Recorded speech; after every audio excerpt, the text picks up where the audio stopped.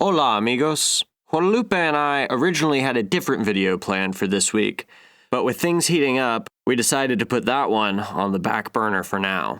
In light of recent events, it seemed more important to answer the question that is on everybody's mind. What the hell is going on in Venezuela right now? Who's the president? And how did this happen? To find out, we're not only going to analyze the current political situation, but also examine its causes and the legacy that Hugo Chavez has left behind. If you enjoy this kind of content, go ahead and subscribe to stay up to date with us as the situation develops. And remember, this food for thought is served up piping hot by Word Eater. Now, if you're like most people, the first you may have heard about this ongoing constitutional crisis was when President Trump of the United States announced that he was recognizing Juan Guaido as the legitimate president of Venezuela. At this point, you may be wondering, is this a legitimate pro-democracy movement rising up against an authoritarian dictator? Or is this just another example of the United States sticking its nose in South America, trying to undermine a legitimate, democratically elected socialist government, like they did with Allende in Chile?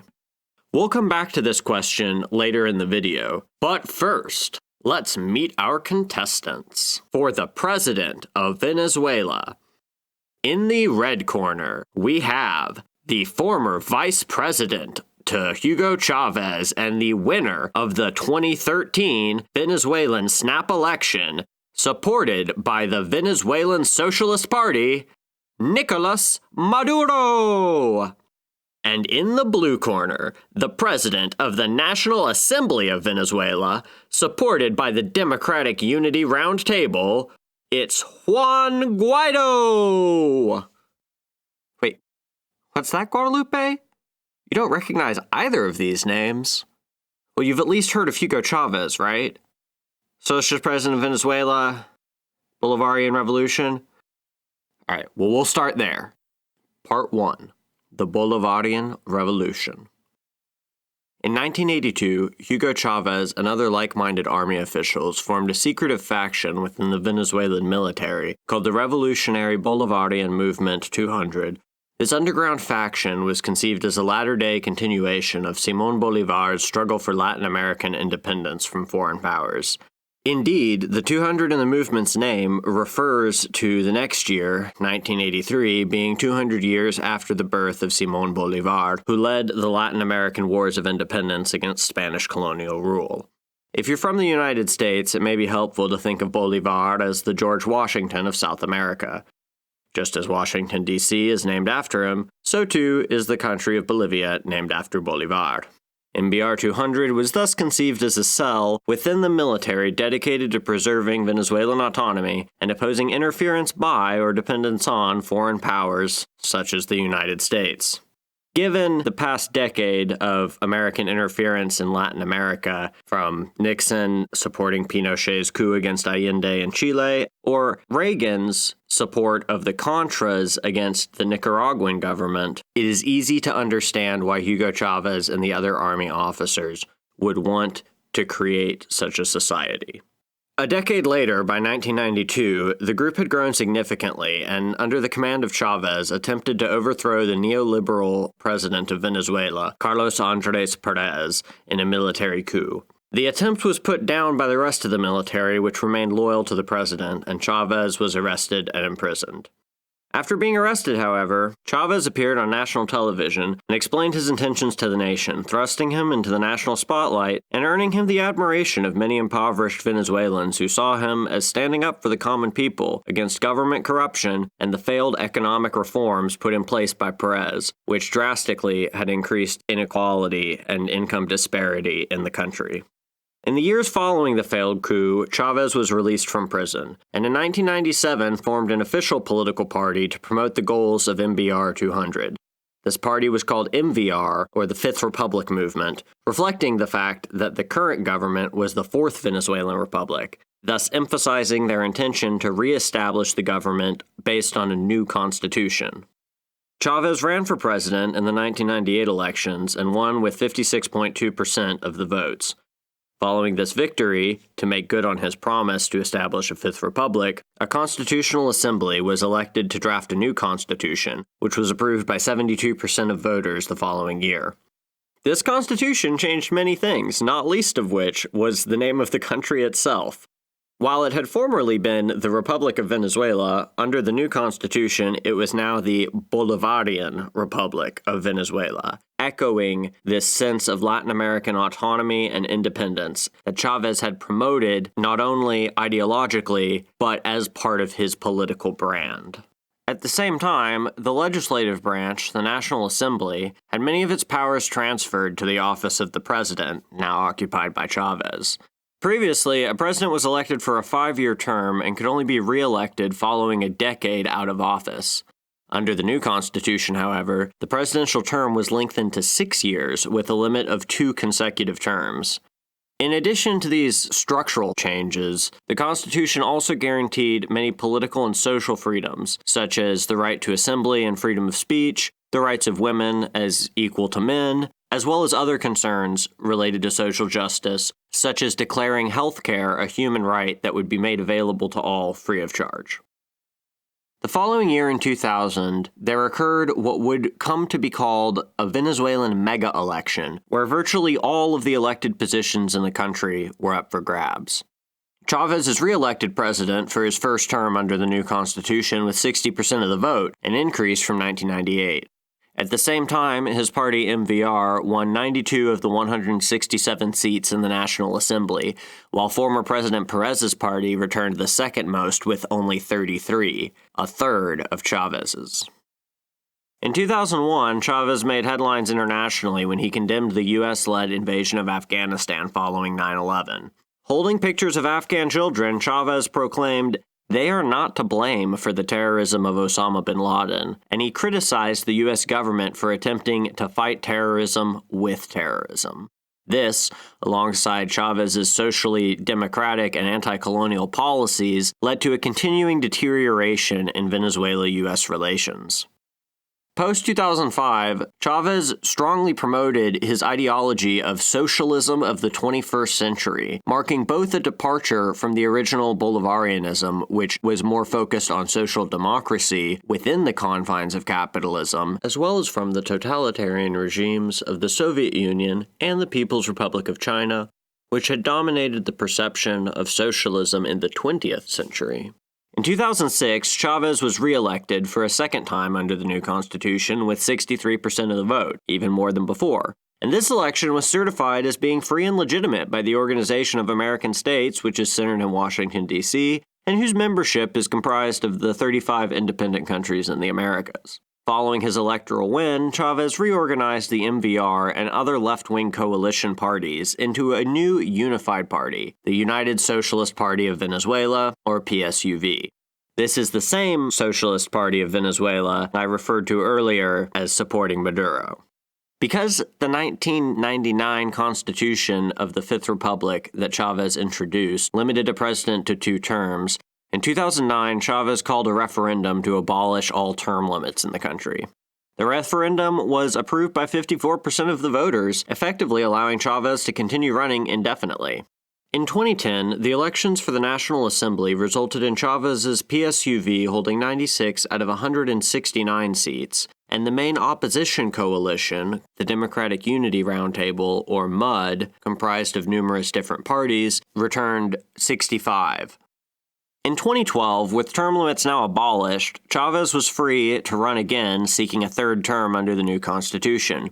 He won the election with 54% of the vote, against his main opponent, Enrique Capriles' 45%. Notably, this is a much smaller margin than any of his previous electoral victories since first coming to power in 1998.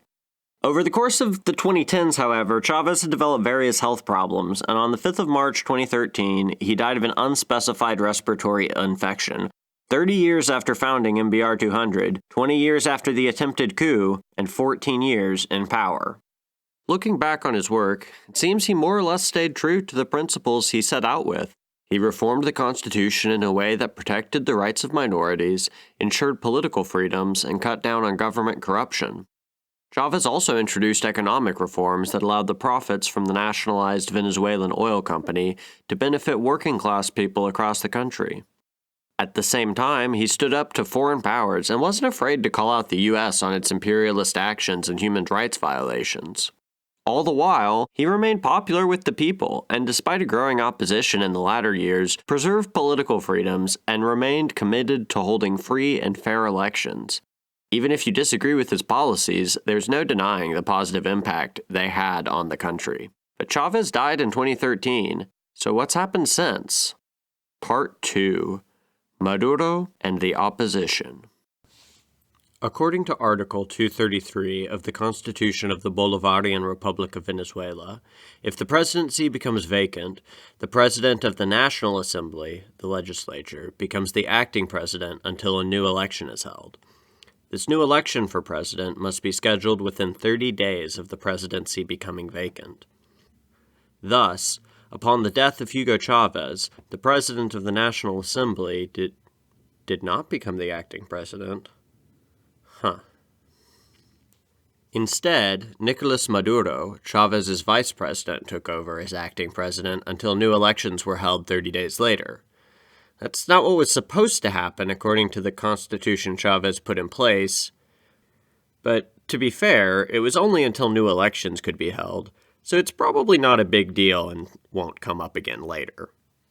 In any case, a month later the new elections were held, and the contestants were the Venezuelan Socialist Party's Nicolas Maduro versus the Democratic Unity Roundtable's Enrique Capriles, back for round 2 after losing to Chavez the year before. Although Maduro promised to continue Chavez's policies, he failed to capture the same support as Chavez had the year prior. In 2012, Chavez got 54% of the vote to Capriles' 45%, but in 2013, Maduro barely edged out Capriles 51 to 49%. The results were so close that Capriles demanded an audit of the ballots. When that audit confirmed Maduro's victory, Capriles appealed to the Supreme Court, which rejected his appeal, confirming once and for all that Maduro had legitimately won the election, albeit by a small margin. Initially, Maduro made good on his campaign promise to continue Chavez's policies. He continued reforming the economy along socialist lines and created a new government agency, the Vice Ministry of Supreme Happiness, to administer the various social programs of the country. In 2014, however, the price of oil plummeted internationally. Given the country's heavy reliance on revenue from oil exports, the decline in price devastated the Venezuelan economy. Large numbers of people took to the streets to protest the government's handling of the crisis and demanded relief. In response, Maduro deployed the military and police to disrupt the protesters, accusing them of being U.S.-backed fascists attempting a coup. His handling of the situation drew international condemnation, with organizations like Amnesty International citing human rights violations, such as the use of live ammunition to disrupt protesters. Leopoldo López, a prominent opposition leader, was arrested by the government on charges ranging from arson, homicide, and terrorism to public intimidation and incitement to violence via alleged subliminal messaging. Although the homicide charge was dropped, Lopez was found guilty and sentenced to 13 years in prison. While imprisoned, Lopez was allegedly subjected to psychological torture, and the Socialist International stated that the conditions of Lopez's imprisonment constituted human rights violations against a political leader. Barack Obama, the UN, the EU, the Dalai Lama, and Human Rights Watch all called for Lopez to be released. Furthermore, Lopez also sued the Venezuelan government in the Inter-American Court of Human Rights, which concluded that he had been unjustly imprisoned on false charges. Despite this, Maduro's regime refused to release him, and Lopez remains in prison to this day. In 2015, elections were held for the Venezuelan National Assembly. For the first time since the establishment of the Fifth Republic, Chavez's coalition failed to return a majority of seats. In fact, the Democratic Unity Roundtable won 112 out of 167 seats, including all 3 indigenous seats. In comparison, the Venezuelan Socialist Party won only 55, with the result that the opposition had a supermajority in the legislature. This huge swing of 86 seats from the prior election demonstrated the rejection of Maduro's policies by the vast majority of Venezuelans. Despite Maduro's efforts to identify the Venezuelan Socialist Party with Chavez's legacy, it was not enough to maintain the popular support that characterized Chavez's administration. Clearly, the government's handling of the economy and the harsh treatment of political dissidents and protesters heavily influenced the outcome of the election. In 2016, the opposition-controlled legislature initiated a referendum to recall Maduro, as is their prerogative under the Constitution. The referendum was canceled, however, by the National Electoral Council, staffed primarily by Maduro appointees. In response to the cancellation of the recall vote, millions of Venezuelans took to the streets in protest. The situation further escalated when the Supreme Tribunal of Justice, also staffed by Maduro loyalists, announced that it was taking over the powers of the National Assembly indefinitely. This suspension of the democratically elected legislature was condemned by the Organization of American States as a self-coup orchestrated by Maduro and his allies. In 2017, Nicolas Maduro convened a constituent assembly to draft a new constitution for the country. This constitution would replace the one put in place in 1999 by a referendum under Hugo Chavez. This move was strongly opposed by the opposition, who characterized it as a power grab by Maduro and an attempt to legitimize his increasingly authoritarian rule. The opposition boycotted the elections for the Constituent Assembly, resulting in it being filled with Maduro supporters. In addition, Smartmatic, the Venezuelan company which operated the voting machines used in the election, attested that the results had been tampered with by the National Electoral Council. During this period, protests intensified, and independent polls showed that 73% of Venezuelans opposed Maduro's call for a constituent assembly, and 79% believed they lived under some form of dictatorship. Another poll found that 78% of Venezuelans wanted Maduro out of office, and 73% believed the National Electoral Council favored the Venezuelan Socialist Party. Later that year, municipal elections were held across the country. In protest of Maduro's efforts to consolidate power, the opposition boycotted these elections as well. In 2018, another presidential election was held. In January, however, the Supreme Tribunal of Justice banned the Democratic Unity Roundtable from participating, citing their boycott of the elections the previous year. Because the main opposition was unable to nominate candidates, Maduro was easily re-elected with 68% of the vote. The National Assembly rejected the election's results as a farce and demanded new elections be held instead. The other candidates from opposition parties that were not disqualified also rejected the results, citing numerous irregularities and the disqualification of the most popular political party in the country. There were also allegations that the government had pressured starving Venezuelans to vote for Maduro and bribed them with food to do so. In addition, the UN High Commissioner for Human Rights stated that the election does not in any way fulfill minimal conditions for free and credible elections. The Lima Group, consisting of various Latin American countries, condemned the elections as fraudulent. The Inter-American Commission on Human Rights also published a report blasting the National Electoral Council as biased and concluded that the election was neither free nor fair or reliable. The EU also refused to recognize the results and described the election process as fraudulent. Despite the widespread condemnation and rejection of the election as illegitimate, Maduro still claimed victory. On January 10, 2019, Nicolas Maduro's first term as president expired. Despite the controversy surrounding his re-election, Maduro was inaugurated as president for a second term that same day. On January 15th, Juan Guaidó, the president of the National Assembly, published an op-ed in the Washington Post. He explained that Maduro's first term had expired on January 10th, and in the absence of free and fair elections, no president had been elected to replace Maduro. As such, the Venezuelan presidency was now vacant. According to Article 233 of the Constitution of the Bolivarian Republic of Venezuela, whenever the presidency is vacant, the president of the National Assembly becomes the acting president and must call new elections within 30 days. On January 23rd, Juan Guaidó was sworn in by the National Assembly as the acting president of the Bolivarian Republic and called for new elections to be held within 30 days. Furthermore, under Article 333 of the Constitution, all citizens are called upon to restore and enforce the Constitution if it is not followed. Article 350 calls upon the Venezuelan people to reject any regime that violates democratic values and human rights. Juan Guaidó has invoked these two articles in asking the Venezuelan people, along with the international community, to reject Maduro's usurpation of the presidency. Heeding this call, numerous nations have recognized Juan Guaidó as the legitimate president of Venezuela. These nations include Argentina, Brazil, Canada, Chile, Colombia, Costa Rica, Ecuador, Germany, Guatemala, Honduras, Panama, Paraguay, Peru, Spain, the UK, and of course, the United States. On the other hand, Bolivia, China, Cuba, Nicaragua, Russia, Syria, and Turkey continue to recognize Maduro as the president of Venezuela. In the days since the 23rd, Maduro has tried to arrest Guaidó and other opposition leaders. At the same time, Guaidó put forth an offer of amnesty for the former president if he would stand down.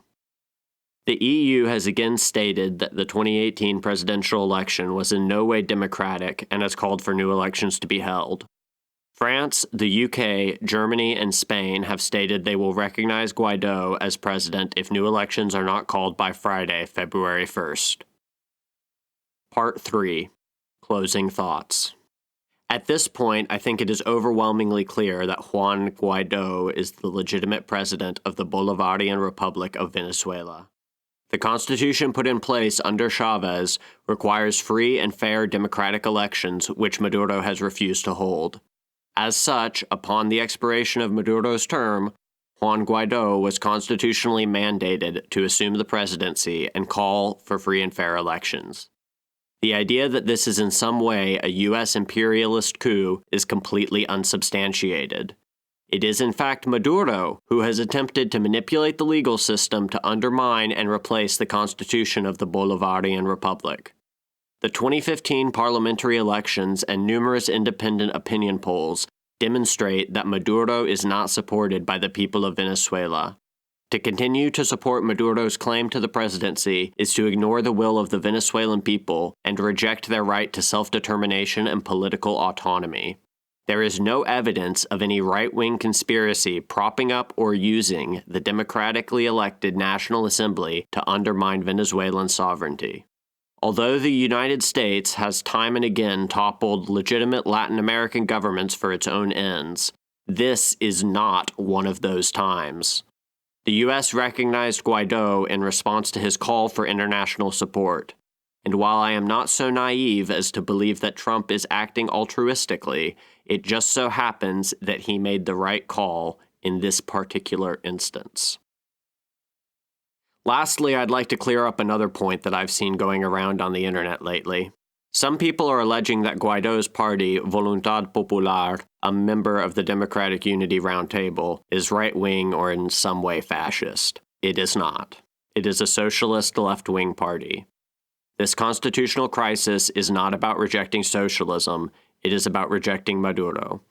The only socialism being rejected is the Stalinist socialism of the 20th century that Maduro employs to silence his opponents. The only place that Chavez's socialism of the 21st century can be found in Venezuela is within the opposition. The situation is comparable to Solidarity's struggle against the Soviet-backed Communist Party in Poland in the 1980s. There, too, the government tried to suppress the trade union by claiming it was a front for fascist imperialists to co-opt the country.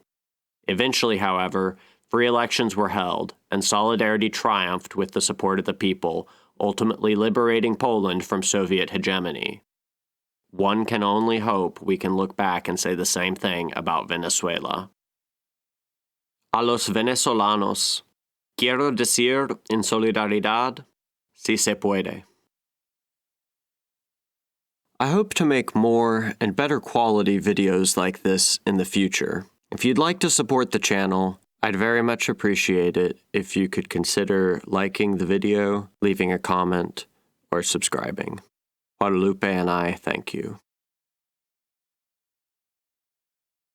As something of a personal note, I'd like to mention that Voluntad Popular opposes discrimination based on sexual orientation and gender identity. In fact, the first and only two LGBT politicians in the Venezuelan National Assembly are members of Voluntad Popular, elected in 2015. Tamara Adrian, in particular, is the second transgender politician elected to a national legislature in the history of any country in the Americas. By contrast, Maduro has made numerous homophobic statements and remarks over his time in office. On camera in 2012, he called members of the opposition mariconzotes. Even if you don't speak Spanish, you can probably guess the English equivalent. In 2013, Maduro again called Enrique Capriles and his supporters maricones, which he followed up by saying, "I have a wife, I like women."